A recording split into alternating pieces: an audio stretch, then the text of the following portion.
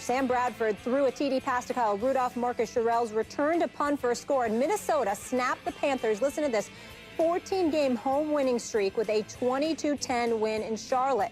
The 3-0 Vikings put the pressure on the league's reigning MVP, intercepting Cam 3 times, sacking him 8 times, the second most ever against Newton. Bradford improves to 2-0 as the Vikes starter in a year removed from the Super Bowl. The Panthers are 1-2. Max, how surprised were you with Carolina's loss? Not surprised. Really? Not surprised at all. The Vikings defense is that good. They're giving the Broncos run for best defense in the NFL. Let's look at what they've done so far. What they've done to the reputations of opposing quarterbacks. Think about Mike Zimmer for a second, who's along with Peterson and Belichick every year, coach of the year so far, right? Those are the 3 candidates. Mariota. Stephen A., do you remember how they put it on Mariota week 1? To the point that people thought that ship had sailed, Mariota or Winston. Come on, Mariota's not in Winston's class. I'm the one saying let's put the brakes on that. Mariota just played the Vikings defense. It's way too early to say that that ship has sailed. It's unclear who's going to ultimately be regarded as the better quarterback between Mariota and Winston. That's the kind of damage that defense can do to a quarterback's reputation. Very next week, it's like, oh, Mariota's back in the discussion with Winston. Next week, Aaron Rodgers. Is Aaron Rodgers in decline? First, they knock Mariota after week 1 out of the Winston discussion. Then the following week, the best quarterback maybe ever. I mean, Aaron Rodgers is on a very short list. Is he in decline? And I sat here, Stephen A., trying to patiently explain to you that this is what Zimmer defenses do to Aaron Rodgers. This is the history. You did. His history against Aaron Rodgers. And now Cam Newton. Are the Panthers in trouble? Look at Cam Newton. 1 rushing touchdown, 3 interceptions. The same Panthers that you picked to win the Super Bowl, the same Panthers that got to the Super Bowl last year after tearing through the NFC last year and the playoffs, this Vikings defense, this Zimmer defense, is so devastating. It is literally, temporarily ruining the reputations of elite quarterbacks where the world should know better. Is Mariota going to be good? Yeah. Is Aaron Rodgers the best? Yeah. Is Cam Newton elite? Tier 1, Stephen A.? Of course. Just not against the Vikings. I was not surprised. I was shocked. I'm not going to lie. Not because of Minnesota's defense. I expected it to be a rough and rugged game. So did I. I did not expect Cam Newton to get sacked 8 times. I did not expect Everson Griffin to just dominate Michael O'Hare. He had 3 sacks on his own. I did not expect, for Kelvin Benjamin, who was out last year, who's your #1 wideout, to basically have nothing going on for himself, Max Kellerman. This dude, Kelvin Benjamin, do you realize that Kelvin Benjamin yesterday afternoon did not even have a catch? Not 1 catch. Do you realize that Kelvin Benjamin not only did not have a catch, but was only targeted once? You don't expect that. Especially Jonathan Stewart's out. You're thinking that they're not going to be able to do anything with the rush. But Payne with Whitaker combined for 69 yards on 17 carries. So based on that, and a Kelvin Benjamin penalty, had a 56-yard TD, catch and run call back, you expect that, okay, with the running game being relatively decent, they'll be able to do something if you can protect Cam Newton. The problem is they couldn't protect Cam Newton. That was one of the problems. The other problem is this. You look at Minnesota, they deserve a lot of credit because their defense is elite. But one of the trepidations that we have about them is that we're thinking, what is Sam Bradford going to be able to do for you? He only passed for 171 yards yesterday. He was effective in the second half, and he deserves credit for that. But it's not like he had some knockout game. The defense won this game for the Minnesota Vikings because they basically punked the Carolina Panthers. Let's just call it what it is. They punched them in the face, dared them to do something about it, and they had absolutely positively no answer whatsoever. I expected the defense to be formidable. Formidable enough where it was a close game, something like 20-17 or something along those lines. I did not expect them to completely rattle and dominate Carolina's offense to the point where they at home, by the way, and Molly just mentioned at home, Carolina at home, 679 days since they had lost the game. Now, y'all gonna think I'm reaching here, but I'm not. I really feel this way. Protest outside before the game, protesters trying to block folks from coming into the game, distraction, all of the stuff that was going on this week. They're professionals, so no excuses, but factors. They're human. You're human. Yeah. You know what? I got to say this, though. I understand that as you talk about, like, a neat narrative, that works as a narrative.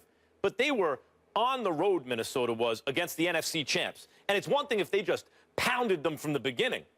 They were down 10. They start that game early. Sure, early, but down 10 against the NFC champs. You could see a team, you test their mettle. They come all the way back, score all those unanswered points. Yeah.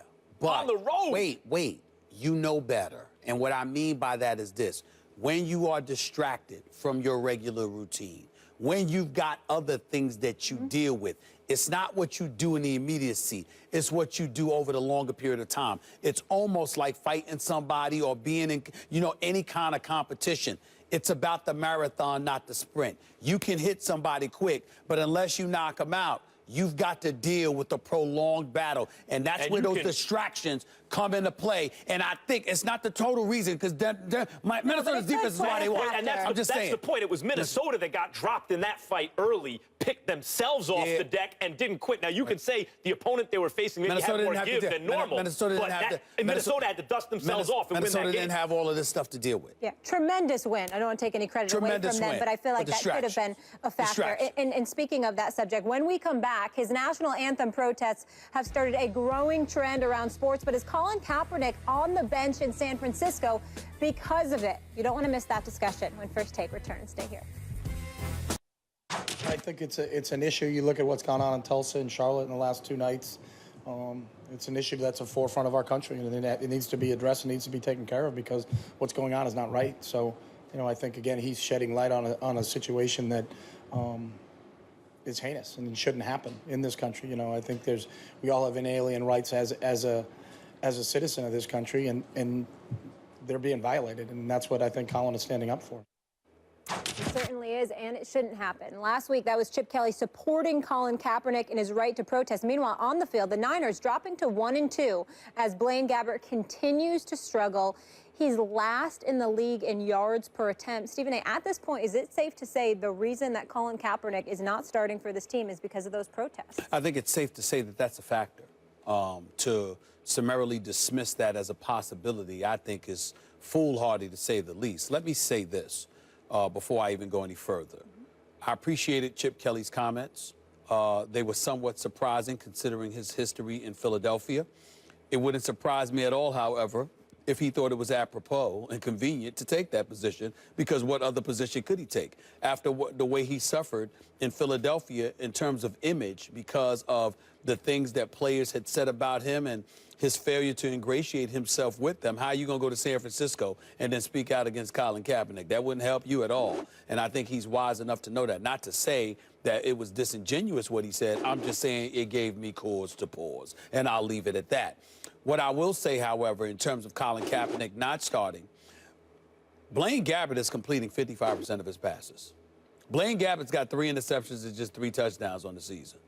Blaine Gabbert ain't knocking anybody's socks off.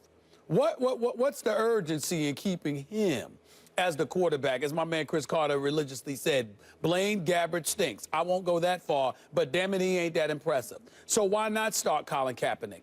That question leads me towards Chip Kelly's history in this respect. Whether he supports Colin Kaepernick or not, whether those players like LaShawn McCoy and others calling him out when they called him out in Philadelphia were legitimate or not is irrelevant. What is relevant is what Chip Kelly is known for, and that is this.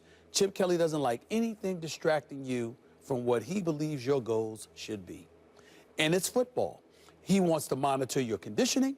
He wants to monitor your diet. He wants to monitor your lifestyle. He wants to so much so that dudes, literally, I had a couple of dudes tell me that Chip Kelly came to them when they were in Philadelphia. So, well, did you get enough sleep last night? Oh, yeah. Well, how was that possible when you had this person come over your house? Creepy. I mean, listen, this is what they told me. This is what they told me, which is why I came on the air, Max, and said what I said about Chip Kelly, because they were telling me these things. So I say all of that to say, Colin Kaepernick, albeit for what some would believe to be an incredibly admirable cause, in the end, it's a distraction from the field of play in the eyes of somebody like Chip Kelly, potentially. And if that is the case, it has me thinking as to why this man isn't starting for you. I'm not saying it's the only reason by any stretch of the imagination, but don't tell me that that has no factor whatsoever into why Colin Kaepernick is a reserve to Blaine Gabbert. Precisely what I intend to tell you. It's precisely what I'm going to tell you.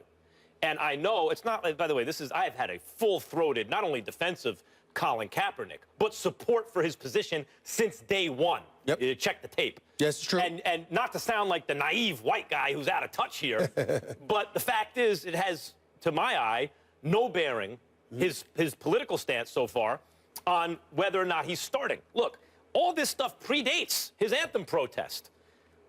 Let's not forget, he lost the job last year and he'd been in decline for several seasons, Colin Kaepernick. When they hired Chip Kelly, I thought, oh, look at this. They're hiring Chip Kelly to save Kaepernick. They want to use Kaepernick. And yet, because Chip Kelly, who studied Kaepernick, watched him when he was at Nevada and ran the kind of offense he wanted to run, and on paper looks like the kind of quarterback that Chip Kelly would love to have, who he didn't have in Philadelphia. Boy, this is going to be an interesting marriage. The Niners are really showing their once upon a time franchise quarterback something. They haven't moved on from him, even though it looked like maybe they had. And Kaepernick started making noise about wanting to leave. And I thought, boy, I don't know if that's that smart. You might lose the locker room doing that. They bring in a coach that looks perfect for you, and because he doesn't immediately award you the job he wants to see, now, before even anything happens, you start talking, making noise about wanting to leave. How are you going to lead the locker room under those circumstances when they're like, this dude doesn't even want to be here? Then he has a dead arm. And then he looks like 50. Whoa. They say he had a dead arm. He had a dead arm. Which, by the way, actually, to me, we didn't see that. Sounds like a cover for a real injury. Okay. I don't know. Okay. And then he looks like much skinnier. I mean, just walking around in clothes, even with the shirt sleeves, he just looks much skinnier. And so, but you start and a week later, you said he looked a little buff. He did. He looked. Right. No, a couple of weeks later. Right. And so you start to say, okay, I know how stubborn Chip Kelly is, and maybe he's too stubborn, but this Blaine Gabbert thing, Blaine Gabbert's no good. And Colin Kaepernick, not that long ago, was excellent. Don't forget, Jaws was sitting there saying on our air, he might wind up being the best ever. He has that kind of potential, and he wasn't alone in considering Kaepernick all-world, and he took his team to a Super Bowl, which Alex Smith didn't do, #1 overall pick, and then the very next season comes one pass away from taking them to back-to-back Super Bowls. So Kaepernick had that kind of potential, and you knew that Gabbert is going to play as long as Kaepernick is skinny, as long as his arm is dead, as all this kind of stuff, as long as he does want out of town.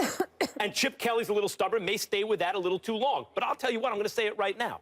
If this continues, in other words, if Kaepernick remains healthy, if he keeps that mass on, I mean, you saw him with the shirt sleeves cut off, he looks back to being Kaepernick, and this continues with the Niners, I'm telling you right now, Kaepernick will become the Niners' starting quarterback this season, and his political stance does not have to do with this. This predates everything. If anything, I'll say this. His political stance may help him because there are various players now rallying around him, and as you saw at the press conference, we agree there. Chip Kelly's standing by. But we did the debate and the discussion is not about whether or not Colin Kaepernick will eventually start.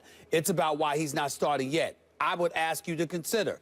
Again, 3 touchdowns, 3 interceptions, complete just 55% of his passes. Your leading receiver on this squad is Jeremy Curley, who has 12 receptions in 3 games. That's your leading receiver. In other words, your offense is relatively impotent. Defensively, you have surrendered 83 points in 2 games. And Colin Kaepernick is sitting on the sidelines. I am not saying in any way that all of those points that you advocated, these are things that I've said in terms of him alienating the team, not ingratiating himself with the locker room, players talking about his attitude, et cetera, et cetera. I understand all of those things played a role. Plus, you wanted out once Chip Kelly arrived, which probably rubbed Chip Kelly the wrong way. But I'm speaking about what I have heard about Chip Kelly. He's stubborn, right? Wait a minute. It's not just about stubbornness. He wants things done a certain way, and he wants the focus, like most coaches, here. But Chip Kelly is unconventional. And so what happens is that you're one of those guys that could very well have the ability.